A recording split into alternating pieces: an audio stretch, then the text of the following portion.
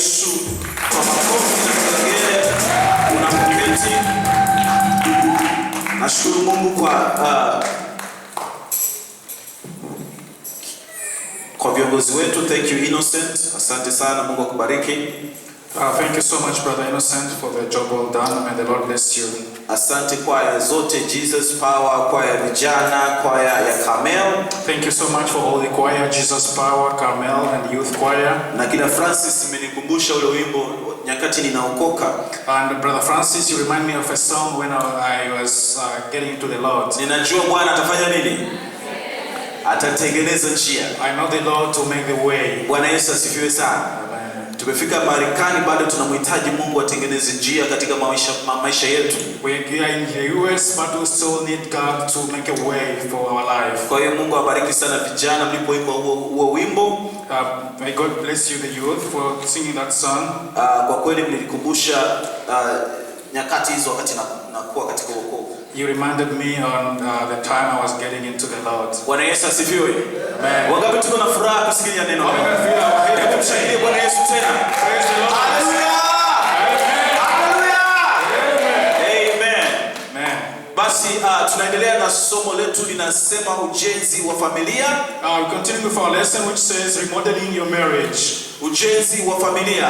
Remodeling your marriage. Na leo somo kamili la leo kama alivyosema kiongozi hapa ni jinsi ya kukarabati ndoa yako. So that's what we said, it's how to make your marriage work. Kwa hiyo siku ya kwanza tulizungumza kwa habari ya kujiangalia, kujitazama katika kioo. I mean, the first time we spoke about looking at ourselves into the mirror. Bwana Yesu asifiwe. Jinsi ya kujitazama mwenyewe katika kioo. How to look at yourself in a mirror. Ni rahisi katika ndoa kuweza kujiona wewe ni bora. It's easy in a marriage to see yourself as the best one. Na najua inawezekana mwingine anasema mimi sijaoa, sijaolewa au nimeachika au ni mjane. Maybe somebody is saying I'm divorced, I've never been married, I'm widowed or lakini mafundisho haya yanakuja kwetu sisi wote. But this teaching today is coming us because it's coming here because of all of us. Sababu ni neno la Mungu linagusa kila mtu. Because it's the word of God touching everyone. Bwana Yesu asifiwe sana. Wangapi wameguswa na hizi wiki mbili za mafundisho? How many of you have been touched on these 2 weeks of teaching? Amen. Amen. Naamini hata kama hauko katika ndoa muda huu, I believe even if you're not in marriage now, bado Roho wa Mungu anasema na wewe. But the Spirit of the Lord is still talking to you. Bwana Yesu apewe sifa. Amen. Nasema Bwana Yesu apewe sifa. Leo tunazungumza jinsi ya kukarabati ndoa. Today we are talking about how to remodel your marriage. Najua hicho Kiswahili, wangapi wanajua maana ya kukarabati? How many of you know the meaning of the word kukarabati? Okay, Mama Steven anajua. Mzee Kashinda anajua. So kukarabati maana yake ni kwamba unarekebisha. Remodeling means you are mending something. Wangapi wanajua maana ya kurekebisha? How many of you know the word kurekebisha? Wengi wao wanajua. Au unatengeneza. Oh, you are mending. Wangapi wanajua maana ya kutengeneza? How many of you know the word kutengeneza? Hadi Dorcas anajua. Sio, tunatengeneza kitu, yani kitu kinaharibika alafu tunasema tunaenda kukitengeneza. So something is broken, so we are making it, you are mending it. Kwa hiyo kama ni gari unasema unapeleka kwa fundi ili aweze kutengeneza. So if it's a car, it means you taking it to the mechanic so they can fix it. Bwana Yesu asifiwe sana. Lakini hichi Kiswahili cha kutengeneza hakikai mahali pake vizuri. But the word kutengeneza doesn't stay at the right place. Hasa Kiswahili chake pale ni kukarabati. But the right word is kukarabati. Hallelujah. Mara nyingi nyumba hasa huku Marekani unakuta nyumba inabadilishwa kabisa. Most of the time, especially in the US, you see a house being remodeled. Maana yake wanaikarabati nyumba hiyo. It means they are remodeling the house. Maana yake ni kwamba unakuta labda ile paint ile rangi ya nyumba ilikuwa inakuwa mbaya au wanaibadilisha, wanasema hatutaki blue, labda tunataka nyeupe. You see maybe the paints no longer looking good and say no, or either we are changing the color from white to blue. Wanasema mlango huu tunauhamisha kutoka hapa tunaingiza sehemu nyingine. Or they say we're going to change this door from this place to different corner. Hiyo ndio maana ya kukarabati. That's the meaning of remodeling. Bwana Yesu asifiwe sana. Amen. Hallelujah. Amen. Kwa bahati mbaya sana ndoa zetu na familia hatutumii muda mwingi kukarabati. Unfortunately, our marriage and our families, we don't take much time to remodel them. Wale ambao tunaendesha magari tunaelewa hili. Most of you who drive car, we know this. Wanakwambia kila baada ya miezi mitatu maili 3000 unafanya nini? They tell you after every 3,000 miles what you have to do. Service, ndio? Service the car. Kwa hiyo watu wengi hapa tuko na magari, tunachukua magari yetu tunayapeleka service. Most of us we have cars and we take them for services. Lakini ndoa zetu haziendagi service. But our marriage you don't take them for service. Naona bako kimya. It's so quiet.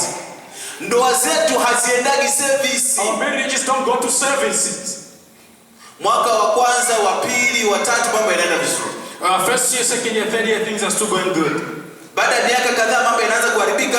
After some few years, things are start going wrong. Kitu kikubwa ni kumlaumu mwenzio. The next thing you're doing is to blame the other person. Kwamba kama atabadilika tu kidogo hivi na mambo yatakuwa okay katika ndoa. You start saying, if we just change a little bit, things will be fine in our marriage. Akiacha tu hasira yake hiyo ndogo hiyo basi. If we start being very angry, things will be fine. Akiacha kuunguza chakula mambo yatakuwa sawa. If we start burning their food, things will be fine in the house. Lakini leo tunataka tuzungumze kwa habari ya kuzichukua ndoa zetu na kuzitengeneza upya kupitia neno la Mungu. Today we're going to talk about how to take our marriage and mend it so that it can look good. Bwana Yesu asifiwe sana.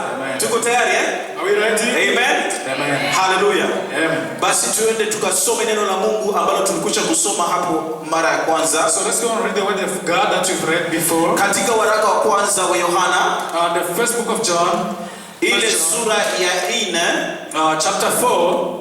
tuanze na ule mstari wa 8. First John chapter 4 verse 8. Tuanze na ule mstari wa 8. Let's start with 8. Anasema hivi, yeye asiyependa hakumjua Mungu, kwa maana Mungu ni upendo. Haleluya. Yeye asiyependa hakumjua Mungu, kwa maana Mungu ni upendo. Bwana Yesu asifiwe sana.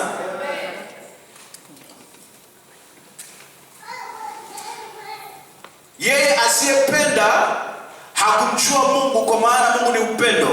Katika hili pendo la Mungu lilionekana kwetu, kwamba Mungu amemtuma mwanawe pekee ulimwenguni ili tupate uzima kwa yeye. Hili ndilo pendo, si kwamba kwamba sisi tulimpenda Mungu, bali kwamba yeye alitupenda sisi akamtuma mwanawe kuwa ukipatanisho kwa dhambi zetu. Wapenzi, ikiwa Mungu alitupenda sisi hivi, imetupasa na sisi kupendana. Soma tu mstari wa 11. Okay, it reads, beloved, if God so loved us, we also ought to love one another. Hallelujah. Amen. Naomba unisikilize. I want you to listen to me. Kwa wale ambao tumeoa miaka michache, ile miaka ya kwanza, mara kama mambo yanaenda vizuri, basi kila kitu kinaonekana kiko moto moto. For those of us who are newly married, wedded, and it looks like the first few years things are so fine.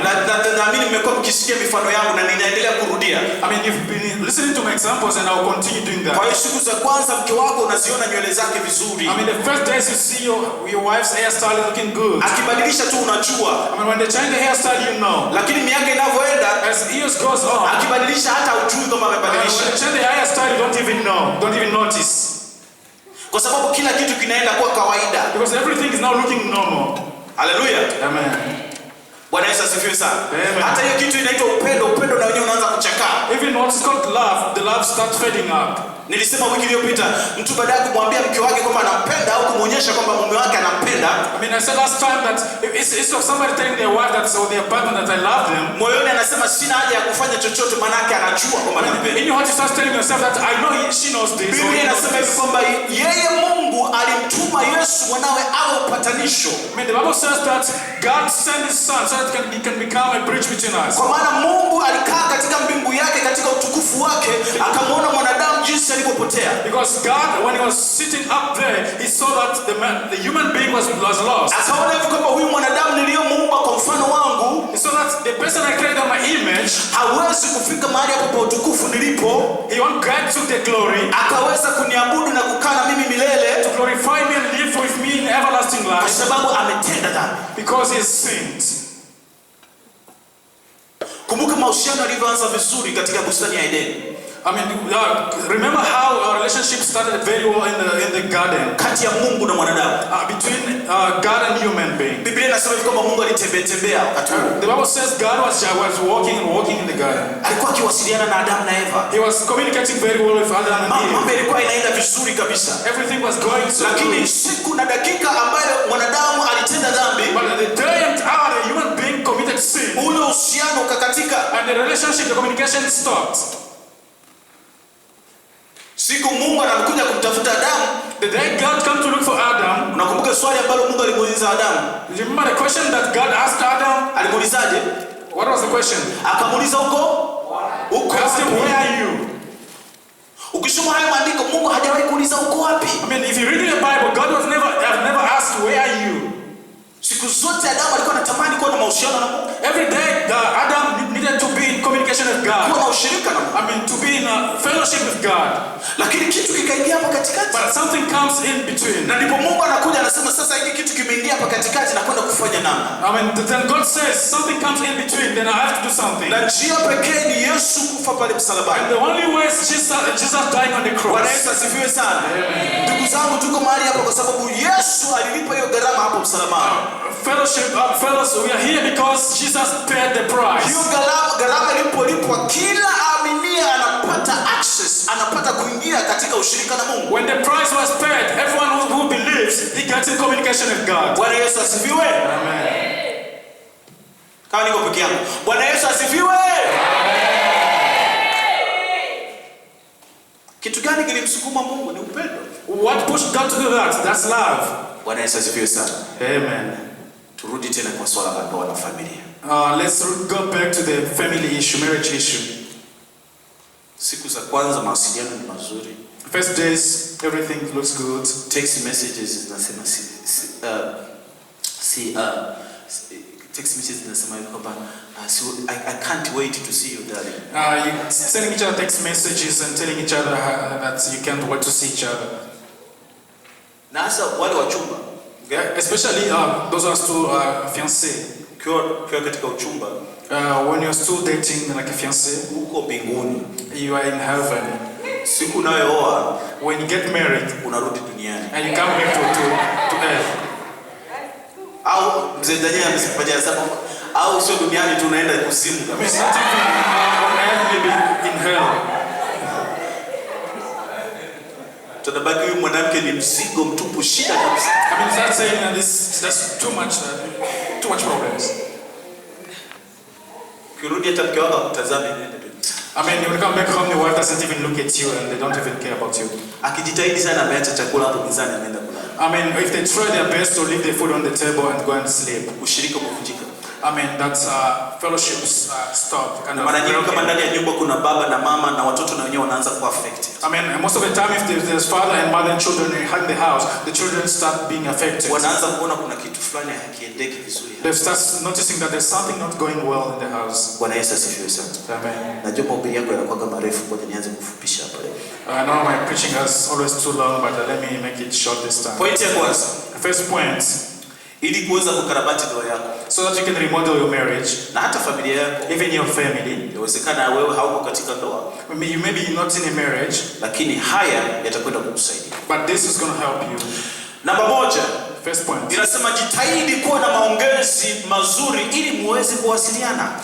First point says, freshen up your conversation to better connect with one another. Hapo kuna andiko kutoka Wakorintho wa kwanza 13 tulisoma leo. There's a scripture on 1 Corinthians 13, we haven't read that. Kwa sababu tumekuwa tukisoma sana ile andiko. Because we've been reading that most of the time. Biblia inasema hapo mstari wa 4, upendo huvumilia, upendo hufadhili, upendo hauna wivu au majivuno. The Bible says love is patient, love is kind, love does not envy or boast. It's not arrogant. Jitahidi kuwa na maongezi mazuri ili muweze kuwasiliana. Try to come up with a good communication so that you can communicate. Shida kubwa katika familia na ndoa, the big problem in family and marriage, ni watu wanapoacha kuwasiliana. When people start communicating, wanapoacha kuwasiliana, when they stop communicating. Hallelujah. Tunakubaliana eh? Are we together? Mawasiliano yakikatika, when the communication is broken, ni mwanzo wa familia na ndoa kuharibika. That's when the family and the marriage start breaking up. Ujue hata majeshi, even the army, yanategemea mawasiliano mazuri ili kuweza kufanya vita. They rely on better communication so they can fight in a war. Amen. Amen. Ndakwenda kusema kuhusu mawasiliano, ndakwenda kusema kwa Kiingereza. I'm going to say this in English about communication. Kuna story nilisikia. There's a story I had. Ilikuwa inazungumzia kuhusu kikundi cha wanajeshi kama battalion. It was talking about a military battalion ambao walienda kufanya vita. They went to war. Na unajua wanajeshi wao wanapata, kila mmoja anapata amri kutoka kwa yule aliye mkubwa. Because in the army, when they're fighting, the order comes from the superior in the army. Kwa hiyo yule mkubwa akasema hivi kwa Kiingereza. The commander said this in English. Akamtuma yule mdogo, askari mdogo. He sent the junior, the young one. Akamwambia rudi kwenye base kule ambako kila kitu kiko. And he asked him to go back to the base where everything is based. Na akamwambia kwa Kiingereza hivi. And he said in English like this. Go back to the base, and rudi kwenye base. Send for reinforcement because we are going to advance. Akamtuma akamwambia wende huko ku base yetu. Na ulete wanajeshi zaidi sababu tunatafuta kuendelea mbele. Hallelujah. Naomba nisikilize maneno haya. Listen to that carefully. Send for reinforcement because we are going to advance. Tuma vikundi vingine sababu tunatafuta kuendelea mbele. Yule askari mdogo aliyepewa lile neno, the soldier was given that order. Akaenda karudi kule base ya jeshi. He went back to the base, the military base. Na badala ya kusema hivi kwamba send for reinforcement, we are going to advance. Instead of saying tuma vikundi zaidi sababu tunataka kuendelea mbele, akasema hivi kwamba send for refreshments because we are going to dance. Akasema tuma vinywaji sababu tunataka kucheza. Mawasiliano, communication. Badala ya send reinforcement, we are going to advance. Tuma vikosi zaidi sababu tunataka kuendelea mbele. Akasema send for refreshments because we are going to a dance. Sema tuma vinywaji sababu tunataka kwenda kucheza muziki. Unadhani vitu gani vilienda huko kwenye jeshi kwa walikuwa wanapigana? Vitu gani vilienda? What do you think went to the military, to the battalion where they are fighting? Sidhani kama ni mabunduki na marisasi hapa. I don't think it was guns, like ammunitions. Kama ni pombe zilikuja, kama ni vinywaji vilikuja. I think it was just drinks that came. Na huo ndio mfano jinsi katika ndoa mambo yanavyoenda. And this is how it goes in a marriage. Lazima watu waweze kuwasiliana ili tuende mbele. People have to communicate so that we can move forward. Mmoja akisema ni shida ya mke wangu, atashughulika mwenyewe. If the other partner says it's my wife's problem, she'll take care of it. Usidhani kwamba ile hali itabadilika kwa sababu tu umeikataa. Don't think that will change because you decide to ignore it. Mara nyingi ile hali inazidi kuwa mbaya. Most of the time that gets worse. Hello. Usidhani kusema hivi kwamba hili jambo litajifanya kama haliko utakuwa unasaidia. Hapana, hakuna kusaidia, pale unaharibu zaidi. Don't tell yourself that if I ignore this problem it will take care of itself. No, you are even making it worse. Na pia kuna mawasiliano mengine sio mazuri. Maybe other communication not good. Kuna aina nyingine ya mawasiliano ambayo sio mazuri. There's another type of communication which is not a good one. Ambayo mtu anaongea peke yake ni kwa hasira tu. And somebody talking to themselves angrily. Kwa hiyo mwingine hasikilizwi. The other person is not being listened to. Wewe mjinga sana, juzi ile umerudi umechelewa usiku. Mimi nimekaa peke yangu hapa na watoto, hata tu hajitetei wala hana muda wa kusikiliza. When you just saying you're so stupid, you went out for long and I stayed in the house alone with children. The other person is not given a time to be listened to. Juzi ile ulisema utakuja kunichukua kazini, hakuja na mtu anaendelea kuongea saa nzima. So you continue talking for an hour. Last time you didn't come to pick me from work. So you're not giving the other person a chance to talk. Kati yenu hapa nani amewahi kupiga simu alafu mwenzio akapokea? How many of you have made a call and then the other person answered the call? Ukamwambia kila kitu unachotaka kumwambia. And you've told them everything that you want to tell them. Ukakata simu ukasema tumewasiliana. Then you cut the phone and say we've done and we've communicated. Mara nyingi simu inaanza na hello, sio? Yeah, most of the time you start with hello. Leo nitakiwa tu na ibada kule chapel. That's today we're supposed to have our worship at chapel. Lakini kuna maji kule. But there's flooding. Na kwa sababu kuna maji kule, because there's flooding, tumehamishia ibada kwenye. So we moved the worship here at the dam. Na yule kule anayesikia kwenye simu, and the person listening on the other side of the phone, sasa tutapaki wapi magari? So they will ask, where are you going to park our cars? Na anajibu anasema okay, itabidi uje huku nyuma upaki kwa. So they will tell you that you have to come at the back and park in the parking. Asante sana, nashukuru ndugu yangu kwa kunijulisha. Thank you so much. Thanks for letting me know. Ubarikiwe mpendwa, tutaonana baadaye. Be blessed my brother and we'll see you later. Mawasiliano ni nini pande? Communication is pande zote mbili. Two-sided. Sio mtu mmoja tu anasema Mtu unasikia simu imeshapokelewa. Sasa bwana leo ibada haitakuwepo kule ndani chapo. Ibada leo inahamia huku deni. Bye. I mean, when somebody calls you and say, hey, you know what? There will be no preaching. The worship will not take place at the usual place. We are going to move. Bye. Huwezi kujua sababu Jeremy amepokea simu. Maana Jeremy huwa anapokea simu. I mean, you want, maybe Jeremy answered the phone because he has the habit of doing that. Kwa hiyo unadhani unawasiliana labda na mama yake, kumbe unawasiliana na Jeremy. You think you are in touch with the mother, yet you are in touch with Jeremy. Na mara nyingi tunafanya hivi kwenye ndoa na familia. Most of the time we do that in our marriage and families. Pale chini nasema hivi kwamba inatoa fundisho kidogo hapo. So there's a small lesson, kind of a tip here. Inasema mtazame mume wako au mke wako. So it says look and listen. Is that this one? Yes. Look, listen and let about your spouse. Kwa hiyo mtazame mume wako au mkeo, msikilize. So look at your spouse, listen to them, na ujifunze kutoka kwake, and learn about them. Kuwa na mawasiliano mazuri. If you want to have a very good communication. Mara nyingi panapokuwa pana shida katika ndoa ni ngumu hata kuangaliana, si ndio? And most of the time when there's a problem in a marriage, you don't even look at each other. Yani hivi mimi nilivyo kana ndugu Jean-Claude hapa tunaangaliana, tunafurahiana hivi. So the way we are looking at each other right now here, huwa inapotea. I mean, it get lost. Kitu kikubwa kinachotokea, the biggest thing that comes in ni hivi. I mean, everyone walks their way. Mtu anaenda kwenye fridge. They go to the fridge. They open the fridge. Anakuta maziwa hakuna. There's no milk. They close the fridge. Huyo anaenda anajifungia chumbani. The other person is just locking himself in the bedroom. Akiwa anarudi chumbani anapishana na mke wake anaenda chooni. I mean, when you get back to the bedroom, they just pass each other and go to the restroom. Kuna kitu fulani kuhusu kutazamana. I mean, there's something about looking at each other. Wanasema hivi kwamba jinsi muonekano wa mtu unazungumza mengi kuliko anayosema, si ndio? It talks about the way the looks of the person says more than what they mean. My gesture, I mean, like the gestures zinazungumza sana kuhusu hali inayoendelea ndani ya nyumba. They speak louder than I mean about the situation going in the house, in the family, more than talking. Bwana Yesu asifiwe sana. Kwa hiyo ili uanze kuwa na mawasiliano vizuri lazima mtazamane. So for you to start a very good communication, you have to look at each other. Kwamba ndugu yangu wewe sio shetani na mimi sio shetani. That my brother or sister, you're not the devil or not the devil. Lakini iko shida. But there's a problem. Na lazima tuwasiliane. And we have to talk about it. Hallelujah. Amen. Nasema uongo, nasema kweli. Lying or telling the truth?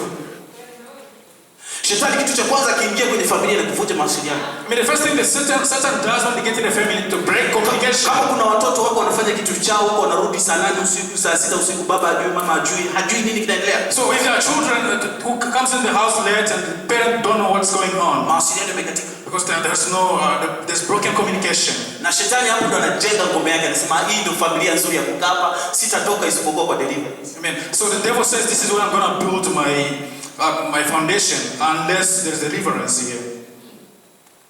Deliverance ndio hiyo. Here's the deliverance. Answer leo hii. Start today. Bwana Yesu asifiwe sana. Amen. Mawasiliano. Amen. Communication. Mke wangu ninakupenda lakini sipendi tabia hii. My wife, I love you but I don't like the mume wangu ninakupenda lakini hili hapa linanikwasa. My husband, I love you but I mean I'm hurt when you do this. Binti yangu naomba ukae hapa chini unisikilize, hili naona halinipendezi. My daughter, I mean sit down, let me tell you, this doesn't make me happy. Mawasiliano. I mean that communication. Bwana Yesu asifiwe sana. Amen. Number 2. Number 2. Hili nalo ni kubwa. This is also another big one.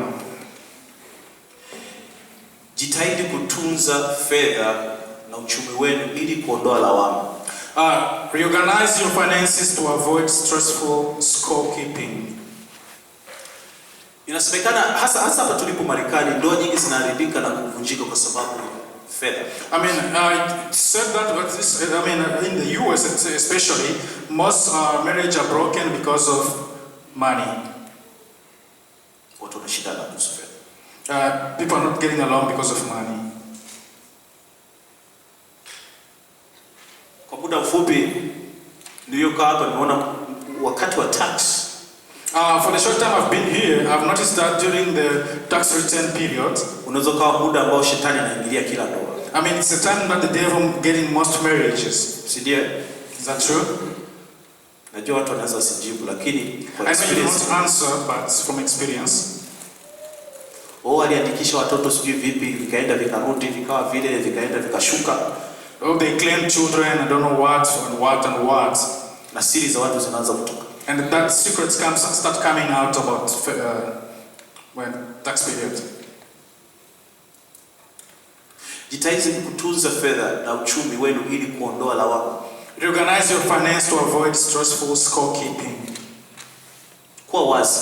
Be open. Tunadaiwa hivi mke wangu. We owe this amount of money. Fulani anatudai. This person. Fulani anatudai. We owe this person. Na chini nasema mkae pamoja na kupanga namna ya kulipa madeni kama yapo.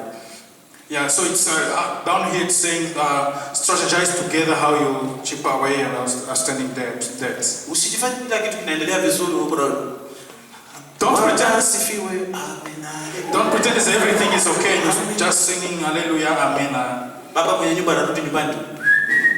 The husband come in the house whistling. Kumbe kila mtaa wanamdai. Yet in every corner of the area he owes them. Au mama women kachukua dagaa, wale samaki wadogo wanahitaji dagaa. Dagaa. Kachukua dagaa, kachukua vitenge vitatu. Kachukua na unga, sijui umetoka Tanzania, sijui umetoka wapi. Hajalipa. Even mothers, I mean, you go out there, you get a small fish, you get some clothes, you get all sort of stuff from Africa that you haven't paid. Na kila siku madeni yanazidi kuongezeka. And every day you're getting indebted. Watu wakiona familia yako hawaoni kitu kingine zaidi ya madeni. When people see your family, they don't see anything else debt. Na hiyo inaharibu familia. Mtoto anapita mahali wanaonekana huyu babake ndio tunamdai. I mean, it breaks the family when your son or daughter is walking around and say, hey, this is the son of that person who owes us money. Kinachosikitisha ni pale ambapo mume hajui au mke hajui. When what's sudden is that when the wife or the husband doesn't know. Mwambie tu ndugu yangu. I told them, you know what? Tunadaiwa $200 kwa huyu. I mean, we owe this family $200. Tunadaiwa kurudisha tax ya IRS.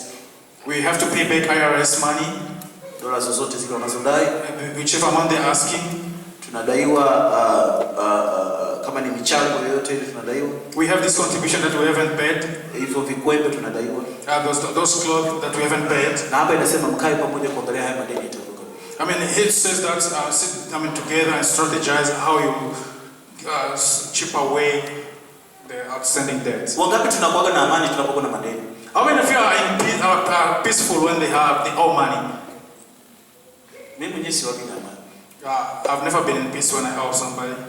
Na simaanishi kwamba hauwezi kuwa na deni. I don't mean that you cannot have credit or a loan. Lakini hapa inasema hivi kwamba lazima uwe na mpango. But here it says you have to strategize. Na mko wawili ndani ya ndoa lazima mwingine ajue. You are two in the marriage. I mean, you have to talk about it. Sio simu zinaanza kuingia. It's not that we start receiving calls. Wazungu unajua wanapelekaga kwa wanaitwa creditors. I mean, the American system, they'll take you to debt collectors. Ndio wanafanyaga hivyo. They do that. Akisha ndani ya nyumba amani inapotea. I mean, then peace in the house is lost. Mama alikuwa anajua hivi kwamba labda hatuna shida, then anakuja kushtukia tuko na deni ya $5,000. Imetoka wapi na tunalipa vipi? Wife in the house knew that everything was okay in the house, and then he is surprised to learn that they owe $5,000. Unadhani tutakuwa kuna amani hapo? You think there'll be peace in the house? Tutakuwa unakuta tu chakula kiko hapo basi, unakula unaondoka. I mean, you just be seeing the food is there and you eat and you leave. Maisha yanakuwa mtihani. I mean, life becomes a puzzle. Bwana Yesu asifiwe sana. Amen. Lazima mkae pamoja, tukae pamoja ili kuweza kuondoa madeni. Hapo chini Biblia inasema msiwe na mtu yote kitu chochote isipokuwa kupendana. Down there says, oh no, anything except love to each other. Bwana Yesu asifiwe sana. Amen. Number 3. 3. Inasema jitahidi kuwa na nia au kusudi la kufurahia ndoa pamoja badala ya kuwa binafsi. Number 3 says, upgrade your purpose beyond individual satisfaction to find joy together. Hallelujah. Amen. Andiko la hapo chini linasema upendo haufurahii mabaya bali hufurahia kweli. It says, down here says that love does not rejoice at wrongdoing, but rejoices with the truth. Bwana Yesu asifiwe sana.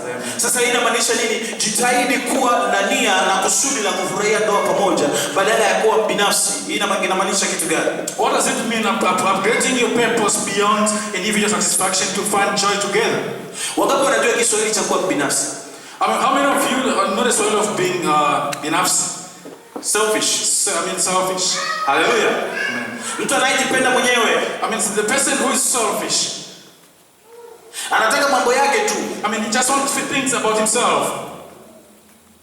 Na mara nyingi hao watu unakuta hata kanisani wanaonekana kidogo lakini inaanzia nyumbani. I mean most of the time even when you come to church, you can see them but it starts from home. Mara nyingi unakuta wanavitabia kama hivi. Kwa mfano nakupa mfano tu. I mean they have this kind of behavior, just an example. Kila wakati nyumbani lazima akiwepo lazima mle chakula anachotaka yeye. I mean they have this behavior way every time they at the house we have to eat the food that they want them. Kama yeye anapendaka sombe na ugali usipokuwepo baba ataunguruma mwana.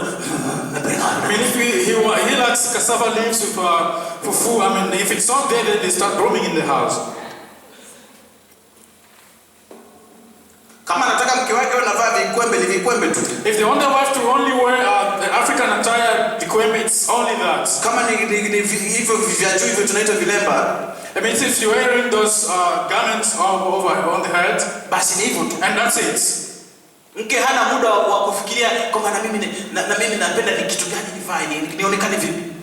He doesn't give the wife a chance to decide what they want to wear and how they want to look. Bwana Yesu asifiwe sana. Amen. Kwa hiyo nasema jitahidi kuwa na nia na kusudi la kufurahia ndoa. Jitahidi kuwa na nia na kusudi la kufurahia ndoa. So it says I mean like try to get that intention to rejoice in your marriage. Kumbuka baba nilihubiri siku chache zilizopita kwamba ndoa ni watu wawili wanakuja kuwa kitu kimoja. I remember last time I preached that the marriage is two people becoming one. Kwa hiyo ikiwa wewe kila wakati ni mambo yako tu au mambo ya mke wako tu. I mean if it becomes just you or her only, inamaanisha kwamba mmoja hapa haitajiki. I mean it means one is not is not needed anymore.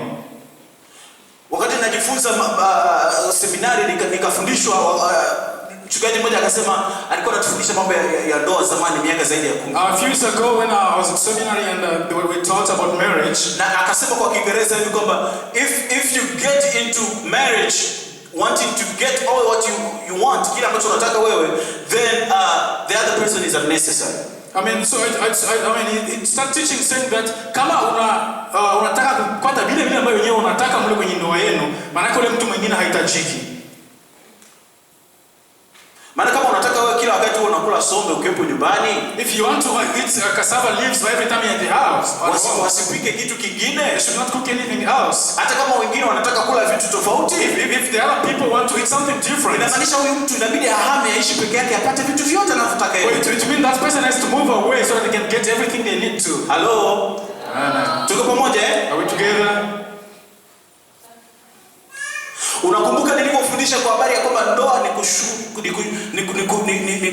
kusubmit kwa moja kwa mwenzie, kila mmoja anajiachilia. I mean, remember when I preached about marriage, that it's about humbling ourselves and submitting ourselves to each other.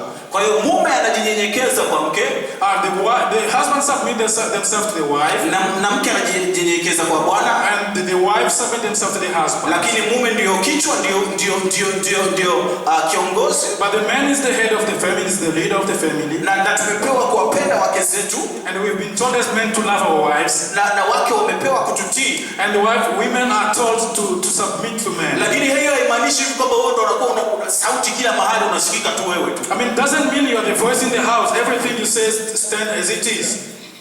Ukija ukikaa hapo kwenye kochi watoto wanakimbia wanaacha remote control. When you come and sit on the sofa and everyone runs out and leave even the remote control to you. Sasa hivi baba atashika remote, hakuna kingine. But then they know that dad's going to take the remote and he's going to control everything. Bwana Yesu asifiwe sana. Amen. Nimetoa tu mfano, simaanishi kwamba watoto wanajuaga kitu gani cha kuangalia muda wote. I mean it's just an example that I'm giving to you. Kuna wakati wanaangalia vitu vina maana. I mean the time that they watch things that are not necessary. Kwa hiyo upendo haufurahi mabaya bali ufurahia kweli. Love does not insist on, does not do, Love does not rejoice at wrongdoing, but rejoices at the truth. Kwa hiyo unamwangalia mke wako, so you look at your wife, unamwangalia kama mtu. I mean, you look at them as a human being. Na kusema hivi kwamba atafanikiwa zaidi na. I mean, you look and ask yourself, is she gonna do better than this? Hivi unajua kuna watoto ambao wamesoma visomo na madegree kwa sababu wazazi wao waliwalazimisha. I mean, do you know the children who went for degrees, certain degrees, because their parents forced them to go for those degrees? Unataka nini? Unataka kuwa askari? Huko wanauaga sana. You want to be a soldier, there you go and die. Unataka kuwa nurse? Hapana, nursing ni ziko zina shift nyingi sana. I mean, you want to be a nurse, nursing has too many shifts. Unataka kuwa lawyer? Maloya inabidi waseme uongo mwingi sana. You want to be a lawyer, lawyers have to be liars. Na sina maana kwamba mzazi yuko na haki ya kusema. I mean, I don't mean that the parent has the right to say. Lakini mara nyingi unakuta kuna wazazi ambao wanataka kuishi kupitia watoto wao. I mean, but you see most of the time there are parents who wants to live through their children. Na hasa mambo ambayo wao wenyewe walishindwa kufanya. I mean, especially things that they couldn't do themselves. Kuna mtu mmoja nilisoma naye. There's a guy, I mean, the person I went to school together. Alishia kwa na masters 3, mimi nazo 2. He ended up having 3 masters and I have 2. Na mpaka na umri karibia miaka 40 hajaoa. I mean, at age 40 he is not yet married. Na alikuwa anaishi dorm ya wanaume. And he was living in a men's body dorm. Ukimwona siku zote. And you look at him, he's like a master's 3, having 3 master's degree. Akikaa darasani analala muda wote. And he get to class, he sleeps all the time. Akirudi shuleni anacheza ma video game. When he goes back out of school, like in his dorm, he plays video games. Ilibidi shule ifanye namna ya kumfukuza. I mean, the school had to find a way of like getting him out of school. Walikuja kugundua kwamba baba yake huyu mtu, and they come to find that his dad, wanaita very demanding, was very demanding. Very demanding ni kwamba ana control kupita kiasi. Very demanding means, I mean, he's controlling more than necessary. Na miaka yote mtoto amekuwa akikua akitaka kumpendeza baba yake. And the children was growing up trying to please the dad. Masters 3 ni karibia miaka 10. 3 masters means 3 years. I mean 10 years. Mtu hana la kwake, yuko tu anafikiria inabidi nimpendeze baba. I mean, he doesn't make his own decision. He's just doing things to please the dad, the father. Na katika hiyo hakuna furaha mzee. In that there is no joy, my brothers and sisters. Kama ndoa ni kumwogopa mwenzio, if marriage is about being afraid of the other person, hakuna furaha. Then there's no joy.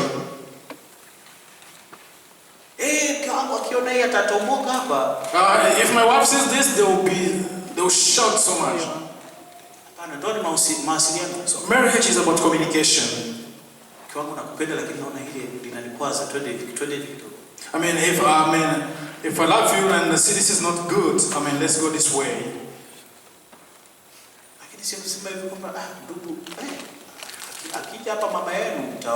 I mean, it's not like when they'll tell you if your mom comes here, you'll see you'll be in trouble. I mean, if your dad comes now, you are in trouble. I mean, I don't mean there's no time for discipline. There should be time for discipline. Lakini wewe kutumia maisha ya watoto wako au mke wako kwa kujinufaisha wewe haipendezi. If you using your children or your partner's life to just please yourself, it doesn't sound good. Hallelujah. Amen. Hallelujah. Amen. Bwana Yesu asifiwe sana. Amen. Hayo mambo mimi mwenyewe nimeyaona hata katika culture tulizotoka huko nyumbani. I mean, I've seen those things even in the culture where we came from back in Africa. Mwanamke unakuta ni kitu. I mean, a wife is a thing. Kuna utamaduni tulikotoka huko, unakuta mtu akianza kuhesabu vitu alivyonavyo kama mali anahesabu na mke wake. I mean, there's a culture where we come from. When somebody starts counting their wealth, they also include their wife as part of the objects, the wealth. Niko na ng'ombe 50. I have 50 cows. Niko na watoto 20. I have 20 children. Na niko na wake 4. And I have 4 wives. Na zote hizi ni mali zangu. And all is my wealth. Na wakati mwingine hiyo mentality aina hiyo ya kufikiri inaingia hata kwa watu waliokoka. I mean, most of the time that mentality goes to the people who are saved. Inaanza kujionyesha kwa namna fulani. It starts manifesting itself in a certain way. Upendo haufanyi hivyo. I mean, love doesn't do that. Tunamalizia hapo, inasema hivi. And then it says, muombe Mungu atumie ndoa yenu kuleta utukufu kwake. Pray together for God to use your marriage to make a difference for His sake. Bwana Yesu asifiwe sana. Amen. Mungu alipoanzisha ndoa, when God started marriage, alikuwa na kusudi kwamba kupitia ndoa kila mtu atamjua Mungu. I mean, the purpose was through marriage that everyone should know God. Inashangaza kwamba Mungu hakuanza na serikali. I mean, it's surprising that God didn't start with the government. Alianza na kitu kinaitwa ndoa. He started with marriage. Alafu katika ndoa hiyo tukapatikana familia. And from that marriage came a family. Na hizo familia zikafanyika jamii, community. And from those families we had a community. Na kisha tukawa na miji na mataifa. And we started having cities and states. Kwa hiyo kama nilivyowaambia ndugu zangu wiki chache zilizopita, lazima ushindi uanze kwenye familia. I mean, that's like I told you last few weeks ago that victory should start from the family. Kama kwenye familia hakuna ushindi, if from family there is no victory, na kanisani tutashinda. And in the church we will not conquer, will not win. Ikijulikana hivi kwamba mtu ameshindwa kuiongoza nyumba yake, I mean, if it's known that somebody doesn't know how to lead their own family, Biblia inasemaje atawezaje kufanya nini? The Bible says, how can they watawezaje kufanya nini kuliongoza kanisa? How are they going to lead the church if they cannot lead their own family? Kwamba inaanza kule kwenye familia uongozi. That's leadership starts from your family. Na simaanishi kwamba kila mtoto wako ataenda vizuri tu. I mean, I don't mean all of your children will be in the right path. Simaanishi kila mtoto atasema yeye ndio baba naenda kanisani. I don't mean that all the children will say, okay, daddy, I'm going to church. Lakini Biblia inatuita kufanya nafasi yetu. I mean, but the Bible calls us to do our part. Kwa uaminifu wote, with all faithfulness. Bwana Yesu asifiwe sana. Amen. Ibada inaanza huko nyumbani. I mean, the worship starts from home. Na kisha inapokuja hapa inaleta maana. I mean, when it gets here, it gives meaning. Ikiwa watu wako huko nyumbani ni wahuni tu, haieleweki wanafanya nini. If they are just you're in your family and you are just in thug life, la kisha wanakuja hapa na kujiweka vizuri na kuonekana wako na utaratibu, and when they come here they pretend to have manners, tunajidanganya. We lie to ourselves. Bwana Yesu asifiwe sana. Ushindi unaanza wapi? Victory unaanza wapi? From our family. Wapi? Nyumbani. Victory starts from in our own families. Wewe ni dada mkubwa, ni kaka mkubwa ndani ya nyumba, lazima uweke utaratibu kwamba you're the eldest son or daughter, you have to have order in the house. Kwamba tutakuwa na mawasiliano. I mean, that's when we start communicating. Kwamba kuna shida tunawasiliana.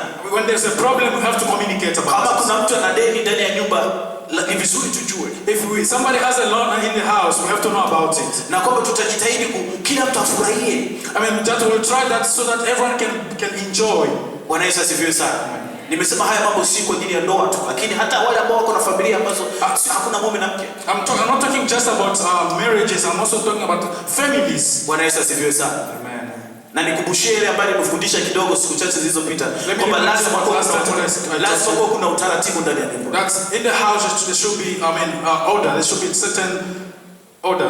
Bwana Yesu asifiwe sana. Amen. Kwa hiyo wewe unaishi na dada yako mkubwa, if you live with your elder sister, anapowasiliana na wewe, when they communicate with you, sio unamuinulia sauti, you don't have to raise your voice over them. Kama vile hafai.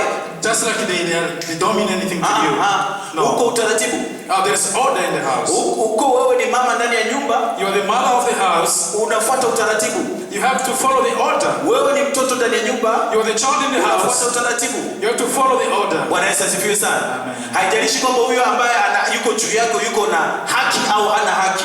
I mean, doesn't mean the person above you has the right or doesn't have the right. Maana niko nafundisha hapo, mwingine anasema mchungaji haujui mimi nakotoka. Dada yetu, I mean, if somebody is sitting there and thinking, Pastor, you don't know where I come from. Kaka sister, au mume wangu, mke wangu, or my husband or my wife.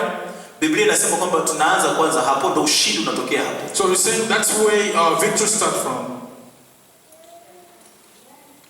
Ndio maana hata kwenye Wakorintho wa kwanza sura ya 7 inasema hivi kwamba wale ambao wameolewa na waume ambao hawajaokoka msiwaache. I mean, that's why the book of 1 Corinthians chapter 7 says, those who are not married, those who are married, na watu ambao hawajaokoka, and those who are not believers yet, wasiwache, kwa sababu unajuaje kupitia Ukristo wako wataokoka? I mean, don't forget them, because maybe from you they'll get saved. Katika kujishusha kwako, I mean, for you, from your humbling yourself, katika kujionyesha mimi ni mjinga, by showing yourself that you are maybe you're more kind of stupid, lakini sio mjinga, but you're not stupid. Umeamua tu kujishusha. I mean, you just decide to be humble. Bwana Yesu asifiwe sana. Amen. Na mimi kwamba Mungu atatusaidia, familia zetu zitakuwa sio zile familia za nani, hamnijui mimi I believe our families, God will bless our families so that we don't become those families that will show like you don't know me. Mimi ndo najua zaidi. I'm the person who knows everything. Mume anasema hivyo na mke naye anasema hivyo hivyo. I mean, wife saying that and the husband saying the same thing. Na watoto, na kama kuna dada na ndugu hapo, na wenyewe wanasema hivyo. And even children in the house start saying the same thing. Matokeo yake kuna amani. The results is meaningless. Imebakia ujumbe mmoja, tunamalizia wiki ijayo. And there's still one more messages that we're going to finish next week. Lakini ninaamini Mungu anawabariki kwa mafundisho haya. I believe God is blessing you through this teaching. Ukienda nyumbani usome. When you get to the house, please read. Muombe Roho Mtakatifu akufunulie, kuwezeshe. Ask for the Holy Spirit to open you and give you the strength. Tuombe. Let's pray. Baba Mungu, mfalme mwema unaishi milele, katika jina la Yesu ninaombea kila familia, kila ndoa mahali hapa, kwa jina lako takatifu ukapate kulipa uweza. Mume na mke ambao wameshindwa kuwasiliana, Baba ukapate kuwapa mawasiliano katika jina la Yesu. Tunafukuza kila pepo mbaya ambazo zinavunja mawasiliano. Tunafukuza kila majivuno, kila kujiona kwamba mimi ni bora kuliko mwingine. Baba ukalete roho za kushuka na kujishusha katika jina la Yesu, na kuwasiliana na kuelewana. Mfalme, saidia kila nyumba mahali hapa, na hata wale ambao hawajaja siku ya leo waone ushindi. Kila mmoja aweze kufurahia ndoa, kila mmoja aweze kufurahia familia ambayo Mungu amemweka humo. Pasiwepo na lawama zisizo na maana, bali kukawepo na umoja na upendo katika jina la Yesu. Na hata katika kanisa hili kukapate kuwa na umoja na upendo katika jina la Yesu. Tunaomba damu hiyo ya Yesu inayogusa na kuponya ikapate kugusa kila nyumba, kila dada, kila kaka, kila watoto, kila mume, kila mke. Na Baba, ndoa zetu zikafanyike kwa utukufu wa jina lako katika jina la Yesu.